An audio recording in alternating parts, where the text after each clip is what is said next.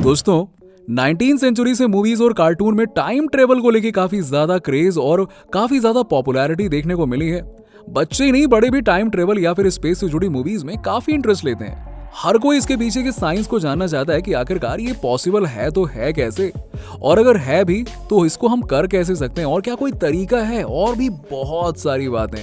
वैसे तो मैंने पहले भी इस टॉपिक पर वीडियो बना रखी है कि टाइम ट्रेवल होता क्या है, पर आज की वीडियो आपके लिए कुछ हटकर होने वाली है, क्योंकि इस वीडियो में मैं आपको कुछ ऐसे लोगों के बारे में बताने वाला हूं जिन्होंने दावा किया है कि वो टाइम ट्रेवल कर चुके हैं। सीरियसली, जिसमें से कुछ लोग ये दावा करते हैं कि वो पास्ट में गए हैं और कुछ लोग ये दावा करते हैं कि वो फ्यूचर में खुद से मिलकर आए हैं। इसके पीछे की पूरी सच्चाई आपको वीडियो देखने के बाद ही पता चलेगी। तो चलिए शुरू करते हैं आज का वीडियो। और अगर आप चैनल पर नए हैं और आपने अभी तक हमारे चैनल फैक्ट की डिग्री को सब्सक्राइब नहीं किया तो बिल्कुल भी लेट मत कीजिएगा, क्योंकि यहाँ पर मिलने वाली है आपको कुछ इंटरेस्टिंग जानकारी, जिसको जानने के बाद आप भी हैरान हो जाएंगे। दोस्तों, ये बात है 1954 की, जब कड़कड़ाती दोपहर में एक आदमी हैनाडा एयरपोर्ट, जिसे हम टोक्यो इंटरनेशनल एयरपोर्ट के नाम से भी जानते हैं, यहाँ पर पहुंचता है। और देखने में वो आदमी एकदम फ्रेंच लगता है, बड़ी बड़ी दाढ़ी और चश्मा लगाए हुए एक लंबा सा इंसान, जिसे कई सारी भाषाओं का ज्ञान था। उस आदमी को रोका जाता है और उससे पूछा जाता है, जरा बताइए तो सही कि आप कहाँ से हैं और आपको कहाँ जाना है। तभी वो आदमी ऑफिसर को अपना पासपोर्ट दिखाता है, जिस पर टोरल नाम की जगह का जिक्र होता है। ऑफिसर हैरान हो जाता है और वो आदमी से कहता है कि देखिए, ऐसी तो कोई जगह है ही नहीं हमारी धरती में। पर एक हाथ में बैग लिए वो इंसान ऑफिसर को समझाने की कोशिश करता है कि ये जगह वाकई में रियल है, वो कोई प्रैंक नहीं कर रहा है। फ्रांस और स्पेन के बीच में ये जगह है और ये वहीं से आया है। पर ऑफिसर उसकी बात को समझ नहीं पाते हैं और उसके सामने मैप लाके रख देते हैं और कहते हैं कि बताओ कहाँ है वो जगह।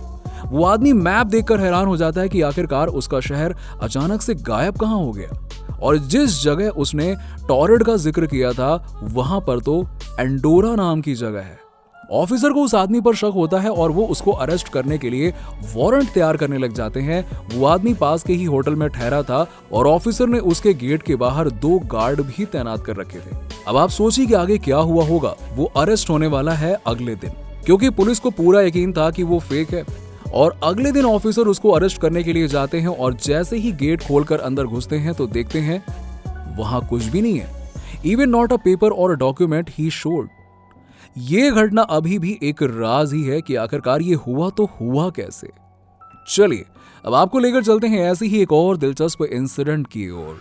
दोस्तों, बात है 30 अगस्त 2006 की। हकान नोर्डवेस्ट 36 ईयर ओल्ड व्यक्ति अपने ऑफिस से घर लौट कर आते हैं तो देखते हैं कि किचन की सिंक से कंटिन्यू पानी बह रहा है और पूरे किचन में पानी फैल चुका है। उनका मानना था कि शायद पाइप में कोई चीज फंसी है।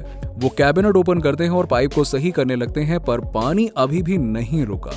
वो आगे बढ़ते हैं चेक करने के लिए कि आखिरकार प्रॉब्लम हो कहां से रही है। एट द एंड वो टनल के करीब पहुंच जाते हैं। तभी वो जैसे ही अपना सिर उठाते हैं और देखते हैं कि सब कुछ चेंज हो गया। उनके सामने एक 72 साल का आदमी खड़ा है, जो खुद को हकान नॉर्डवेस्ट बताता है, और वो इनको देखकर बहुत ही शॉक भी हो जाता है। वो वृद्ध आदमी उनको अंदर बुलाता है और बताता है कि ये 2042 है। दोनों के हाथ में सेम टैटू भी थे, दोनों ने साथ में सेल्फी भी ली। पर सवाल यह है कि क्या वाकई में ये सच है? क्या कहानी है किसी को नहीं पता, पर टैटू की सेल्फी बहुत वायरल हुई थी। दोस्तों, अब जो इंसिडेंट मैं आपको बताने वाला हूं वो एक नहीं बल्कि एक साथ 3 लोगों के साथ में हुआ, और वो भी अलग अलग गाड़ियों में सवार, जो शायद ही एक दूसरे को जानते भी हों। ये घटना है 1969 यानी कि 1969 की, जब एक एल्सी और बॉब नाम के व्यक्ति यूनाइटेड स्टेट में साउथ वेस्ट लुसियाना के एवेविले टाउन से हाईवे 167 पर ड्राइव कर रहे थे। तभी उनके बगल से शाइनी ऑरेंज कलर की एक गाड़ी कछुए की स्पीड में आगे बढ़ रही थी। दोनों ने गाड़ी को ओवरटेक किया और देखा कि गाड़ी पर पुराने जमाने का काफी बड़ा सा 1940s का नंबर प्लेट लगा हुआ था। ये बात काफी अजीब थी, क्योंकि पुरानी कारों को सड़क पर चलाना बिल्कुल मना है। दोनों ने गौर से देखा तो गाड़ी एक महिला ड्राइव कर रही थी, जो देखने में काफी रईस लग रही थी। सर पर कैप लगाए और हैवी फर वाले कोट पहने हुए थी। उसके साथ में उसका बेटा था शायद, जो बिल्कुल 40s के रईस बच्चों की तरह तैयार था। जैसे ही महिला ने दोनों को देखा तो वो घबरा गई और इधर उधर देखने लगी। एल्सी ने उससे मदद को पूछा और उसने हाँ में जवाब दिया। उसके चेहरे के एक्सप्रेशन एकदम रोने जैसे बन गए थे। एल्सी और बॉब ने उनको गाड़ी रोकने को कहा, वो नहीं रुक रही थी, मानो जैसे कहीं खोस ही गई हो। तभी एल्सी ने गाड़ी उनके सामने जाके लगा दी और जैसे ही वो दोनों गाड़ी से उतरे और पीछे देखा तो वहां कोई गाड़ी ही नहीं थी। दोनों बहुत घबरा गए, उनके समझ में नहीं आ रहा था कि आखिरकार ये हुआ क्या। दोनों वापस से गाड़ी में बैठ जाते हैं और आगे ड्राइव करने लगते हैं। तभी वो खुद को वापस से उस प्लेस पर पाते हैं जहां से सब कुछ शुरू हुआ था, यानी हाईवे नंबर 167। अगेन एक स्लो ओल्ड कार उनके बगल से गुजरती है और अब की बार वो नहीं बल्कि कोई और शख्स उस गाड़ी को ओवरटेक करता है, रोकता है, पर फिर गाड़ी गायब। और इस घटना के गवाह बॉब और एल्सी नहीं बल्कि वो दूसरा शख्स भी था जिसने गाड़ी रोकी थी। उनका मानना था कि पुलिस कंप्लेंट करवा सकते हैं, पर बॉब और एल्सी का कहना था कि वो स्टेशन में कहेंगे क्या, सबूत कैसे देंगे। खैर, ये बात फिर यहीं पर रुक जाती है। ऐसी ही एक और घटना 1932 में जर्मनी में घटी थी। जी हाँ, जब एक न्यूज़पेपर रिपोर्टर जे बर्नार्ड हर्टन और एक फोटोग्राफर जैकिम ब्रांड और हम्बरबर्ग शिपयार्ड की एक स्टोरी को कवर करने के लिए जाते हैं। वहां अपना सारा काम खत्म करके जैसे ही वो बिल्डिंग से बाहर निकलते हैं, उनके पैरों तले तो जमीन खिसक जाती है।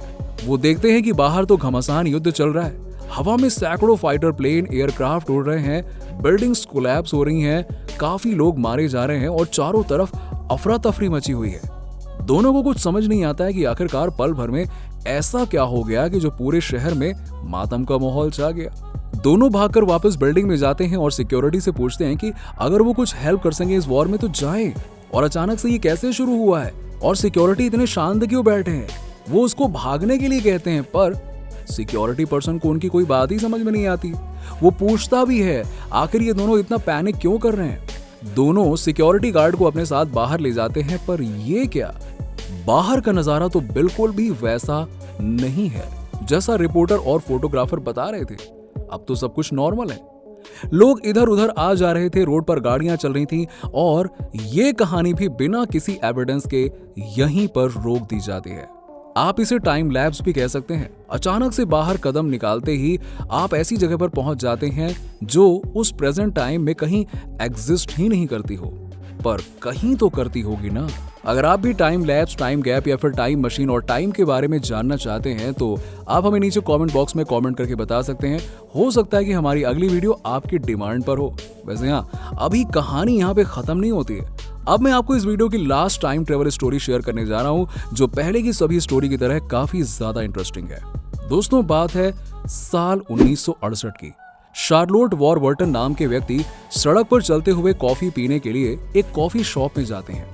देखने में बड़ा अट्रैक्टिव और पुराने जमाने जैसी डेकोरेशन, सर्विंग का तरीका भी बिल्कुल वैसा ही। उन्हें ये सब बहुत अट्रैक्टिव लगता है कि वाह, शहर में कुछ नया ओपन हुआ है, क्योंकि शार्लेट ने उसको पहले कभी नहीं देखा था। कुछ समय रुकने के बाद उन्हें वहां कुछ भी ठीक नहीं लग रहा था। लोग भी काफी पुराने जमाने के दिख रहे थे जिनको उन्होंने शहर में पहले कभी नहीं देखा था। वो बाहर निकल आते हैं और फिर अगले दिन वो उस कॉफी शॉप में जाने के लिए तैयार हो जाते हैं और जैसे ही वो उस प्लेस पर पहुंचते हैं तो वहां पर कोई कॉफी शॉप ही नहीं था बल्कि एक सुपर मार्केट था। उनको बड़ी हैरानी होती है कि कल तक जो कॉफी शॉप था वो इतनी जल्दी सुपर मार्केट में कैसे तब्दील हो गया।